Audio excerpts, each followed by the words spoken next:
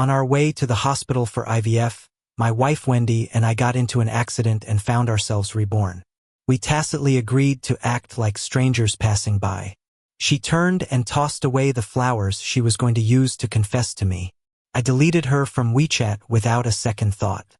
In this new life, she went for the rich guy in class who was chasing her hard and got his family's funding to polish herself abroad. I stayed put, setting down roots and building my life locally. We met again at our son's first-grade parent-teacher meeting. She pulled up in this fancy car, decked out in a custom suit, while I was dropping my kid off on my little e-scooter. She sneered, "Peter, you managed to have a kid? A life that only gets you an e-scooter, is it really worth it for your wife to go through IVF? What a pitiful life." I wasn't fazed and instead looked at the little boy she had with her. Because only I knew. In the past life, it wasn't me who couldn't have a kid. Wendy and I ran into each other again at that same first-grade parent-teacher meeting. I showed up on my scooter with my kid in tow. As I parked, the crowd was buzzing. My gosh, isn't that a Porsche 911? Worth millions, that kid's hitting the jackpot right from birth. Both parents are dropping him off at school, they're loaded and really something. A voice breaks through. "Hey, Wendy, you're back." I heard that far too familiar voice say casually, "Just went abroad to study, had to come back to make a career." Didn't realize I'd hear that voice again. So many years after our rebirth. I saw my old buddy Dino stroll up to Wendy. "I teach at this school." "What a coincidence. Your kids in first grade, remember our friend Peter?" Wendy was a bit impatient. "Vaguely." Dino grinned, "His kids in the same grade. Maybe they'll be classmates." He spotted me in the crowd and exclaimed, "Look who's here, Peter." Our eyes locked. Wendy's look was smug, bemused. "A son? Stepped up as stepdad?" I was in a hurry that day, dressed simply, didn't even have time to fix my tie. Looked like a worn-out, everyday guy, blending in except maybe my height and fair complexion stood out. I nodded with ease and waved hello to Wendy. Long time. Wendy barely gave a nod, cold and distant. But then her eyes landed on the little guy with me, and she froze, eyes wide, locked on my son's face. My son's face looks a lot like mine. Fate had my son and her son wind up in the same class. After the meeting, Wendy looked at me, full of disdain and pride just like before. "Peter, for your son's first parent meeting, least you could do is wear fresh clothes. Kids are sensitive. Don't go looking like you clean toilets, could mess with their head, you know? Look at your kid, not even close to matching mine." She approached me slowly, whispering near my ear. "But I gotta say, Peter, never thought you'd have a kid. A guy who only rides an e-scooter, who'd do IVF for you." I glanced over at Wendy, then to the boy she held so proudly. In our past life, she'd mocked me for being a rooster that couldn't lay eggs. But only I knew it wasn't me who was the problem. How she had her kid. I wonder if she knew herself. Did her husband pull some trick? Have her believing that's her own son? Seeing me silent, she mocked further. "Leaving you was the best choice I made. Without you weighing me down, I'm thriving, and look at you, hardly better than a beggar." The longer she talked, the more smug she got, pulling out her Porsche 911 keys, tossing them in my face. "Bet you'd never seen keys to a fancy car before. Take a good look. This is what my life should be like. Peter, when you deleted me from without a blink, never thought you'd see this day. Huh? Regret much. In the past, we were married, and Wendy, always itching to start businesses, kept failing. Forget fancy cars, we couldn't even afford electric ones." Her words now sounded so genuine. "Congrats on getting what you wanted," I said nonchalantly, not even glancing at the car keys she flaunted. We'd a drawer full of such keys at home. Clearly, my answer wasn't what she expected. Wendy's eyes were blazing red, looking rather pissed. Words came out through her clenched teeth. "Don't you feel any resentment?" "Honestly, I don't. Wendy's living her dream life now, so why be hung up on whether I'm bitter? Is it only satisfying for her if I beg and grovel?" Before I could respond, a cool, mocking voice chimed in from behind. "Well, isn't it Peter?" Henry walked over, in a tailored Italian suit, holding a Hermes crocodile skin bag, hand casually in his pocket. Long time, thanks, by the way. Henry put an arm around Wendy, smiling. Wendy said you couldn't stand her poor state before, broke her heart, showed her my worth. Peter, you were Cupid for us. Really? But look at you, Henry eyed me up and down. A guy in your state? TSK, TSK. Normal women wouldn't look twice at someone as broke as you. His words left me baffled.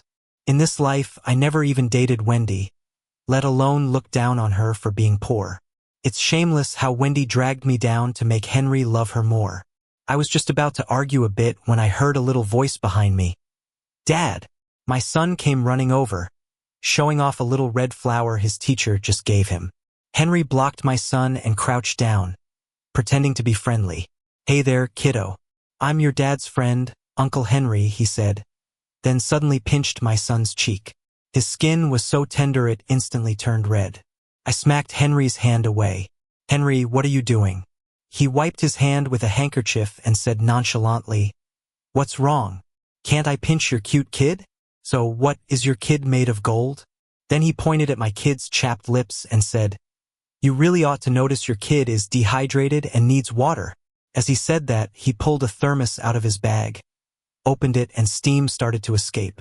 It was clearly boiling water. I quickly pulled my son behind me. No thanks, we don't need any. What, you think you're better than me? A little sip won't hurt.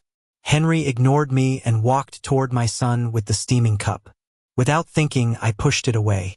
The boiling water spilled all over Henry, scalding his skin red. But instead of worrying about his burns, he started furiously wiping his clothes and bag. My new stuff. It can't get wet, he kept chanting. Parents around us, realizing how expensive his outfit looked, gave me sympathetic looks. After what felt like forever, Henry stopped cleaning and yelled at me. Peter, you're just bitter because Wendy loves me and not you. I never thought you'd go this far, ruining my things. Don't think I'll let this go just because we were classmates. Pay up. Even if you're broke, you gotta pay. Wendy stormed over, shoving me hard, glaring. Peter, you've crossed a line, she yelled. Henry just wanted to help your kid have a drink, but you threw water on him. Help? Who gives boiling water to a 7-year-old? And I didn't do it on purpose. I just gave a light push to keep my kid safe, and the thermos tipped over somehow. As I stood my ground, still shielding my son, he clung to me tight, clutching the little flower in his hand. Don't bully my dad. Wendy shot my son a disapproving glance but then smirked at me, as if she knew all the secrets in my heart. Peter, jealous of my handsome, wealthy husband? And ashamed of your $9.99 shirt and beat-up scooter, right? Parents around us kept chattering. Who knew he'd be so petty, so jealous of anyone better off? They whispered. I heard he had a thing with that guy's wife but got rejected. Can you believe he poured hot water right on him? Dangerous. The gossip got crazier, and I could only laugh from anger. The wilder it got, the more I needed to explain. First, it was an accident. And who gives a kid boiling hot water? Second, it's not wrong to refuse a stranger's drink for your child, right? But Henry just stared at me coldly. Peter, I honestly wanted to be friends. Thought your kid was cute and thirsty. Tried to help, but your paranoid take on it really stings. Why cling to Wendy? Regretting it now? I looked at him. Regret what? Henry smirked. With my dad's support, Wendy's got her own company now. Gorgeous, successful. She gave me an amazing son. Missed out on this gem of a woman, didn't you? Not one bit, I thought. Laugh all you want. My heart set. No regrets here. Wendy coldly chuckled. Same stubborn mouth. Accepting I'm better off than you, impossible? Seeing Wendy boast about her wealth, her kid, acting like everything's so different from another life we knew, it was amusing to me. Her kid didn't even resemble her. Does she not see it? How could she be so blind to her own truth? But I didn't want to get entangled further. How much for the clothes and bag? I'll pay now. Henry laughed mockingly. You know how much all this costs? Just this bag. Getting one takes $15,000 at least. You in your cheapo outfit think you can pay? Why so quick to judge? If I offer to pay, wouldn't I have the means? I took a deep breath, calming myself. Sure, my outfit and ride aren't worth much, but don't assume I can't pay for your stuff. Just give me your bank info, I told him. Henry doubted I could actually cover the cost. I'm really not trying to hassle you, he said. I know hens that can't lay eggs tend to overpamper the eggs when they get them. But you're really generous, caring so deeply for something that's not even yours. How pitiful. My expression finally turned cold. Suddenly, I slapped Henry, hard and without holding back. I've been putting up with you for too long. Your son is the illegitimate one. Hearing my words, Henry's face froze for a moment, but he quickly snapped back. He looked at me in disbelief, yelling hysterically, "Peter, are you nuts? Are you out of your mind or something?" I didn't miss the embarrassment in his eyes. Looks like there's something fishy going on. Right then, Wendy rushed up, shielding Henry, and gave me a hard shove. I wasn't prepared, and I never hit women anyway. Thankfully, Dino, who had just gotten off work, saw this and quickly caught me. Even my 7-year-old son stood brave like a knight in front of me. He puffed his cheeks and glared at Wendy, who's way taller than him. If you bully my dad again, I'm gonna be mad. Dino tried to calm things down. We're all old classmates here, why don't we talk it out? No need to lose our cool. Lose my cool? Who hit first? Wendy pointed her finger at my face aggressively and said, Peter, am I not treating you well enough? You poor, pathetic loser. How dare you treat my husband Henry like this? Do you really think you're somebody important? I don't need you to treat me well. He insulted my son in front of everyone. Shouldn't I fight back? I sneered. But I didn't want to drag my wife and son into this mess because of some rotten people from the past. I need to handle this perfectly. I've already said I'll cover the compensation. But your husband kept pushing, even spreading lies about me and my kid. But don't worry, I'm a law-abiding citizen. I'll cover the cost of the slap. Before I could finish, Wendy sneered and asked mockingly, Peter, are you out of your mind? Acting like you're rich? Can you even afford to pay? I looked her in the eye and enunciated each word. Give me your account details. Peter, you should really get over your stubbornness, or we wouldn't be here today. Do you know how much this altogether will cost? At least $500,000. Are you willing to lose everything playing this petty game? I didn't want to hear her lecture. Impatiently, I repeated, raising my voice. Give me your account. Wendy lowered her voice, threatening. You can't even have kids. If you go into debt for more than $500,000, do you think your wife would still want you? Give me your account. She gritted her teeth. Don't be ungrateful, Peter. You'll regret this.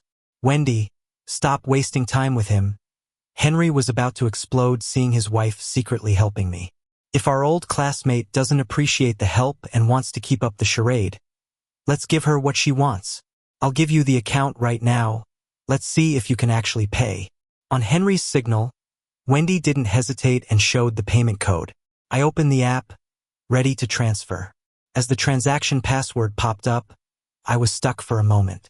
For all these years of marriage, I never had to pay anything myself, so the password was kind of fuzzy in my memory. I entered a password, but it was wrong. Thought for a moment, tried another one, still wrong. Guess life's been too good. Even my memory's slipping. Wendy kept holding out the code, and Henry stood beside her, waiting. Passing classmates and parents paused, ready to enjoy the show. Seeing I wasn't sending any money, Henry covered his mouth, laughing. Peter, aren't you stubborn? Where's the money? My wife's arm might get sore holding the code, and you haven't sent over a penny. Why? Is there a limit or something? Now everyone standing around could see Wendy's phone hadn't moved an inch. I explained, I haven't used it in too long. Forgot the password. Haha, Henry laughed mockingly. Coming up with an excuse like that after all this time, you're really something. Wendy looked at me with scorn. Even the parents standing by, watching the scene, started whispering. Thought Peter's dad was going to take responsibility. Guess it was just talk. Who forgets passwords these days? No one's stupid enough to just hand over more than $500,000. Maybe doesn't want to live the rest of his life. Huh? The couple was ready to let him go, but he wanted to show off being rich. Who knew they'd pull out the code? And now he's got no way to back that up. How embarrassing. Henry looked me up and down. So tell me, how do you plan to pay this? Installments? Or some payday loan? Like you could even get 100K, right? Are you going to be paying this off your whole life? Helplessly, I didn't see the forgotten password coming. How about finding a card machine? I'll swipe it and pay you right away. My wife's card never has a password, and I've never needed one to use it. Just stop pretending already. Admit you're broke and it's hard enough. Isn't it? Wendy frowned, not wanting to hear any more from me. If this 500K thing isn't settled, Peter, you're going to jail. Henry watched me with a satisfied smirk. I just wanted you to apologize, but after wasting so much of my time, you're going to have to beg for my forgiveness. The crowd chattered, eager to see the spectacle unfold. Thankfully, the next moment, a familiar, sweet voice rang out from the crowd. Who needs to beg? Fiona walked over. The school principal and board members followed her. Gasps erupted from the crowd. It's Fiona, the richest woman in town. What's she doing here? She pushed through the crowd and walked straight to my side. She took in the scene before her and noticed the weird vibe, furrowing her brows slightly. What's going on? Wendy was a businesswoman and naturally wanted to get on Fiona's good side. She explained, trying to be agreeable. It's just a little misunderstanding, Fiona. Wendy turned to her husband Henry and said, Henry, let's not stoop to their level, especially with Fiona here. There's no need to make a scene and embarrass ourselves. Henry, being a spoiled rich kid, couldn't stand seeing his wife act so cautiously. He puffed up and spoke arrogantly. What difference does it make if Fiona's here? Why should I forgive someone who's disrespectful and let this loser walk over me? Let everyone judge for themselves. He splashed hot water on me, and I was prepared to let it go. But he didn't appreciate it, even slapped me, talked about returning money, and yet hasn't given a dime, tried to take us for a ride. Was I wrong to demand he kneels and apologizes? Fiona, is it wrong for me to want an explanation? Really? Fiona turned to me with a gentle smile. You're that bold? Splash hot water and slap people? Fiona, you don't know. I'm a decent guy. I don't badmouth people, but some men are clueless. They're jealous of me being with Wendy, feeling like they lost a good woman. So they make things hard for me, Henry said, pointing at the water stain on his bag. Fiona, you know this is a Hermes bag, and the accessories alone cost $150,000, right? Fiona's face darkened with each word. Seeing this, Henry ramped up his complaints. A guy like him can surely tell, but he thought we wouldn't pursue it because we're old schoolmates and took it too far. You really jealous of him? Fiona asked me, sounding really hurt. I shrugged. No way. That's nuts. Exactly, he falls short of me in every way, she said, sizing up Wendy. Henry noticed Fiona's expression easing up again and wasn't too happy.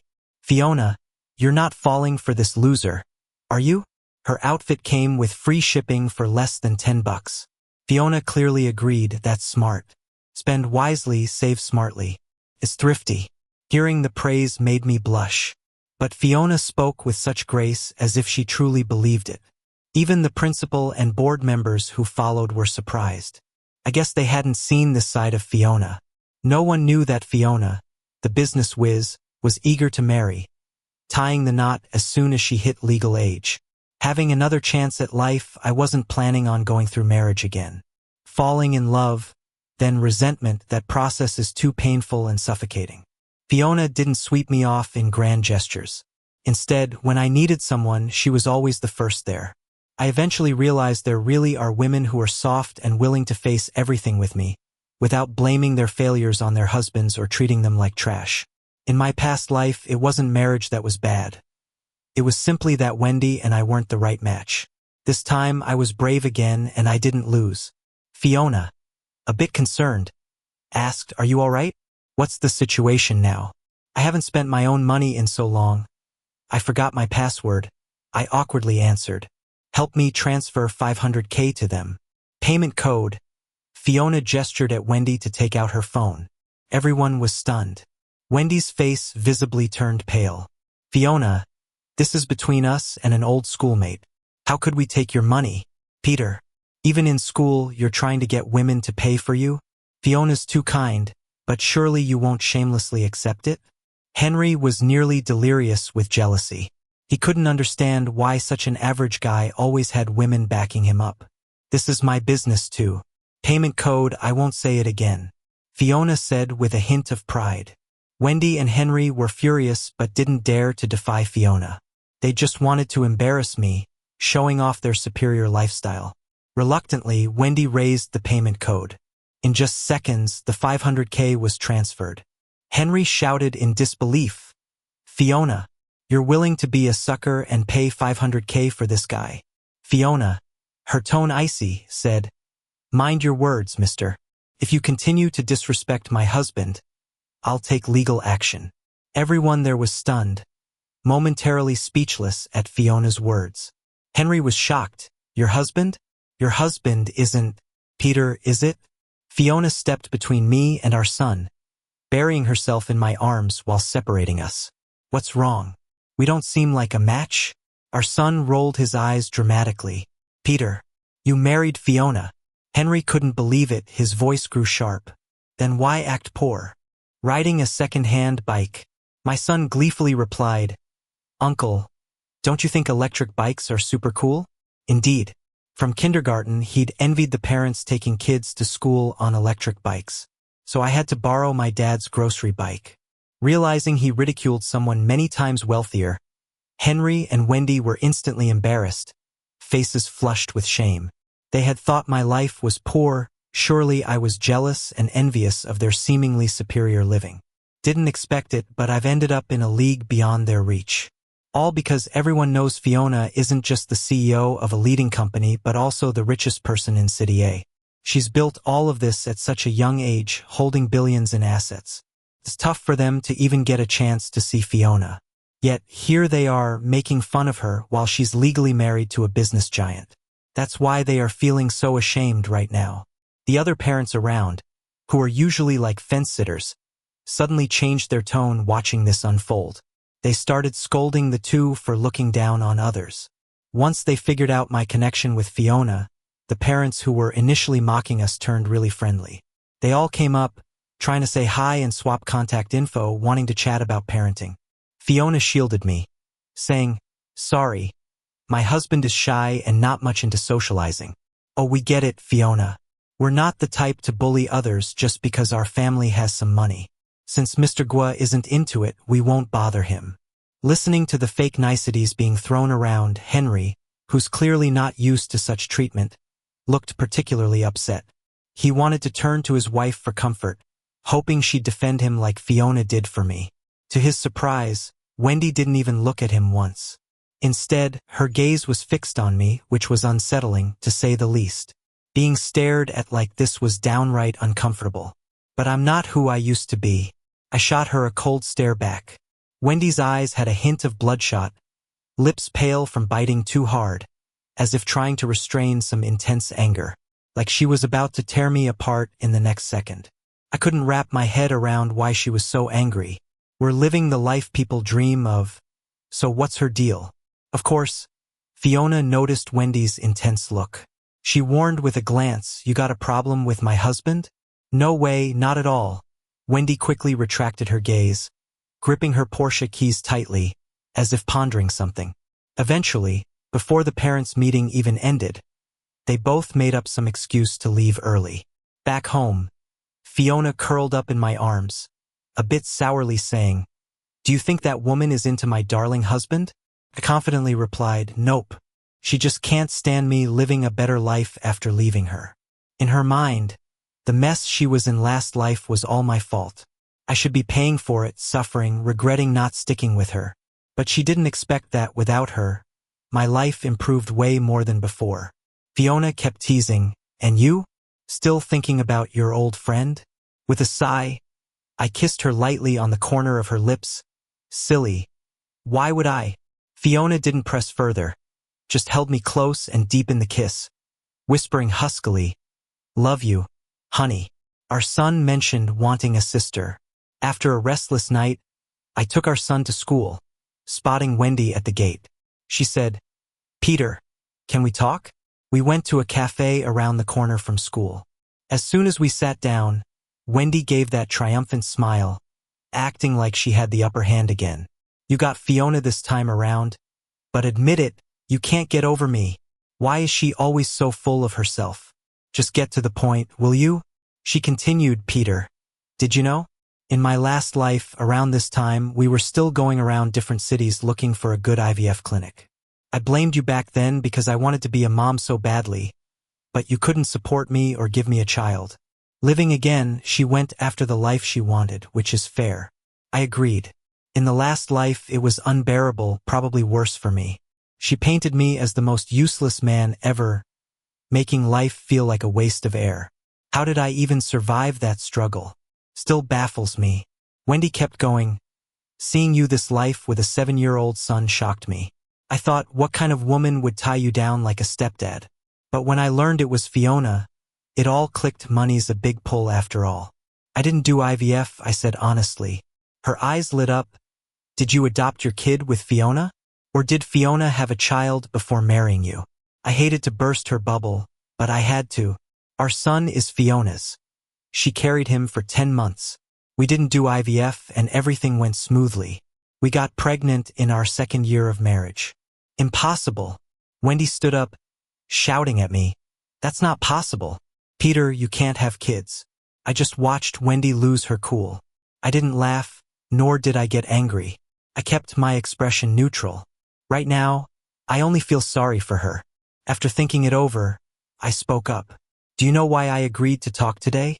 Not because I still have feelings for you, but there's something I've never told you. Wendy, have you ever thought maybe you're the one who couldn't have children? No way. Wendy's expression turned frantic. I have a son. How can you say I can't have children? I get it now. She exclaimed, you're trying to mess with me, right? But Peter, your plan is wrong. I'll never regret it. Never. I'm just an ordinary person. I'm with Henry because he gives me the resources I desire. Is it wrong to want a better life? I didn't just rely on her family.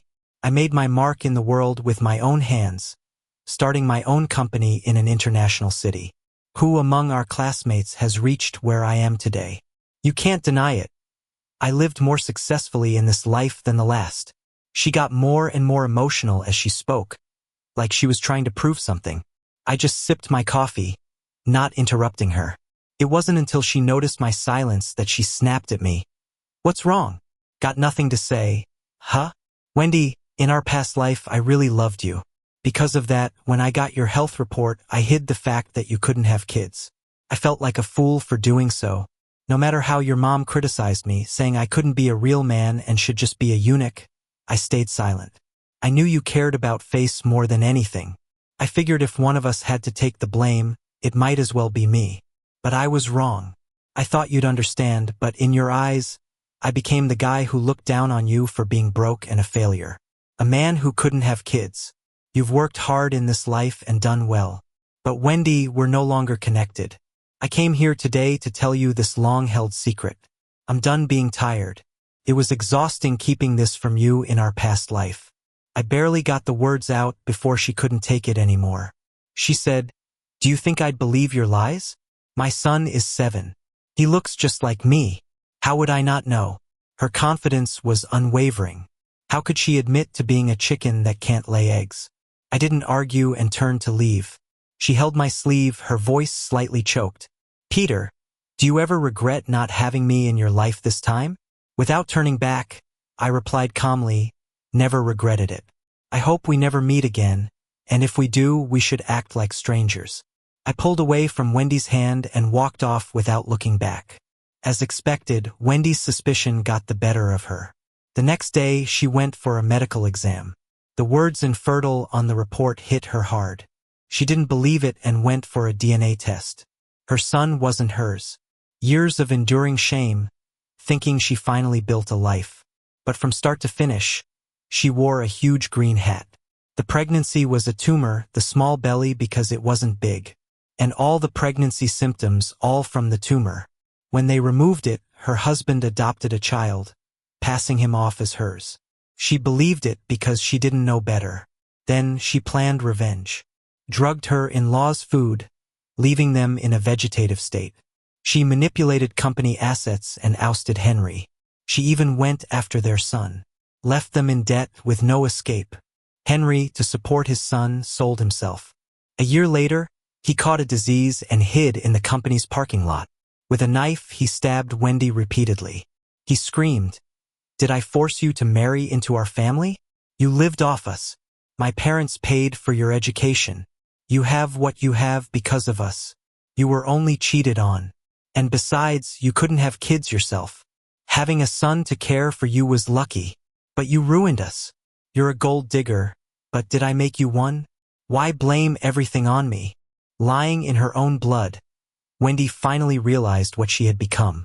A disgusting woman who shirked responsibility, ignored the truth, and blamed men for everything. In the past, she suspected she had an issue but used to blame everything on Peter. Ignored the doctor's hinting glance, the comment about her healthy eggs, because she didn't want to admit it. She accepted her mom's harsh words about Peter and ignored his pain, drowning herself in alcohol. She blamed him for her business failing. Even after the accident, when she got her second chance, she never admitted she was wrong. But now she saw herself as a terrifying monster, horrifying and unrepentant. She deserved to lose Peter's love.